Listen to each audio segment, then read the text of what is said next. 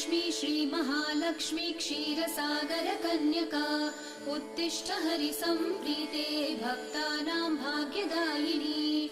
श्रीलक्ष्मी श्रीमहालक्ष्मी क्षीरसागरकन्यका उत्तिष्ठ हरिसम्प्रीते भक्तानां भाग्यदायिनी। उत्तिष्ठोत्तिष्ठ श्रीलक्ष्मी विष्णुवक्षस्थलालये उत्तिष्ठ करुणापूर्णे लोकानां शुभदायिनी। उत्तिष्ठोत्तिष्ठ श्रीलक्ष्मी विष्णुवक्षस्थलालये उत्तिष्ठ करुणापूर्णे लोकानां शुभदायिनी। श्रीपद्ममध्यवसिते वरपद्मनेत्रे श्रीपद्महस्तचिरपूजितपद्मपादे श्रीपद्मजातजननी शुभपद्मवक्त्रे श्रीलक्ष्मी भक्तवरदे तव सुप्रभातम्।